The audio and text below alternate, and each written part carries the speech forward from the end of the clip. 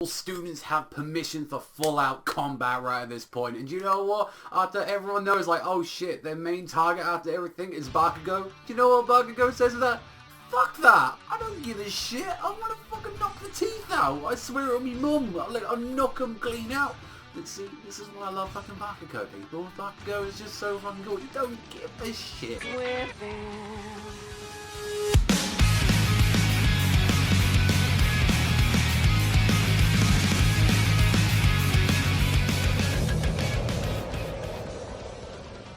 So after we got Deku like trying to warn everyone about this whole situation, saying, yeah, use your telepathy, we need you, to let everyone know that they're after like Bakugo, we need to let you go right now. And this was very interesting from one of the, like, I didn't actually expect to like one of the villains this much because he had such a great sense of honor. I believe his name is Spinner, sort of the lizard face one. Like, he actually stops like the other villain going after him. He's like, yo, what the fuck you doing? They were supposed to go after him, and he stopped him. He's like, listen here. That, like, Stain respected that little kid and all that to put his will and everything out there, you know what? And even though we're not on the same page and all that, I respect that and all that, and he's shouldering the burden of a hero. I respect that. I will actually do that shit. And I was like, you know what? That's actually really good. It's like, just because we're on different sides doesn't mean I can't agree with your ideals like that. Like, I kind of like that sort of thing. Like, although Stain was in the middle, like, he wasn't on anyone's side, like, even someone that's just supposed to be playing out a bad guy, he's like, no, like, you know, he did good for Stain and all that. Stain saw, you know, a little bit through him, so I kind of respected that. And I like when they were like, oh yeah, Karchan's like, he's in trouble. Do you get that, Karchan? And it's like, Bakugo's like, oh my god, shut the fuck up, I don't care. I'm beating the shit out of it. And I like how, like, Todoroki, like, you know, because this is the coolest team up you got. You got Todoroki and you got Bakugo going at it. And it's just like, you know what? We gotta deal with these pieces of shit right now. Like, even though our quirks right now, I can't use my fire, you can't use explosions, we're going to cause a forest fire and that's going to kill us either way and all that. And the way how they're going to be dealing with this one guy, I think his name's like Moonfish, I believe, like the one that's like using his quirk to like jump up everywhere. And I'm like, you know, the heroes are in a kind of bad situation.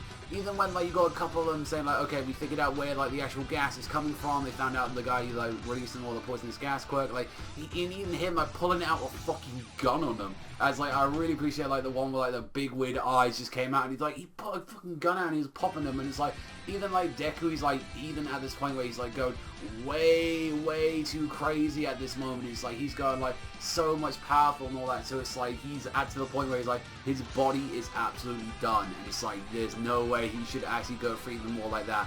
And actually Shoji is the one that actually comes out and grabs him and protects him with like the guy that has a really weird like tentacle monster body. And I'm like, okay, you know, but what's going on with Shoji right now? Like, why is he all fucking injured and all that? It's like, oh yeah, we was ambushed by one of the villains and all that. Later I covered him, but you know, it triggered this quirk that he was trying to desperately keep under control, which we find out that Tomoyaki, who actually someone that I've been actually like for a while now after rereading a bit of the manga, I've actually come to appreciate him a little bit more because like I like him. I like Tomoyaki. I definitely like he's no Bakugo or Todoroki, but he's like he's definitely up there as the contender. I was like I want him to be one of my favorite characters because I really like his quirk a lot.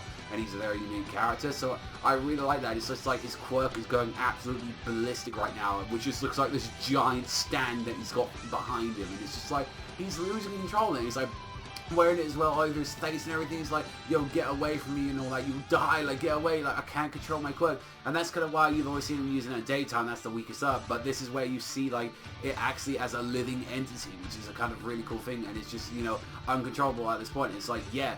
If he actually is able to control this ability at nighttime, then he will definitely become a very more intimidating, you know, opponent in the near future for like some of these villains. So I'm kind of seeing like what exactly he's going to do to like keep him under control. This was something I wasn't really expecting, but we're just getting this weird occurrence where Tomoyaki just lost control and he's like, yo, stay away from me. Honestly, I don't see like how much Deku can do at this point and all that. Like Deku is beyond like repair with like the situation he's in. So kind of curious what's going to be happening with Bakugo at the moment, because it seems like I hope it isn't this Moonfish guy that's going to be getting in trouble, because it honestly sounds like if he gets captured at this point by this, it's just like, oh, like Bakugo got captured because of this whole situation that he couldn't use his quirk. I'll be like, ah, nah. Bakugo, I feel like Bakugo, the only way she should lose and all that, like especially his Todoroki, is because, you know, the guys were just too strong for him, not just because of that situation, because it'd be like a whole Todoroki versus Bakugo game where it's just like, oh, Todoroki lost kind of the will to win at the end of the match. Like, I don't want none of that stuff there.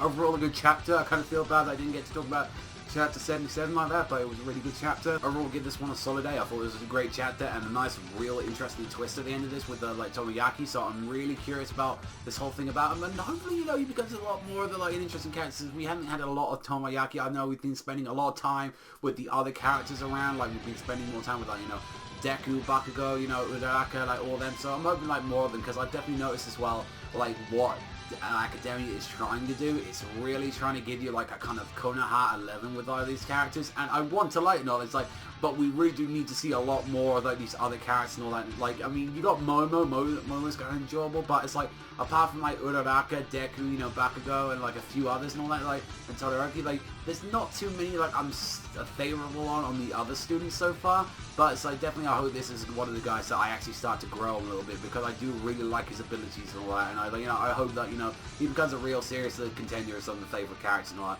That's all from me, everyone, so thank you very much for watching as always, and I will catch you guys next time.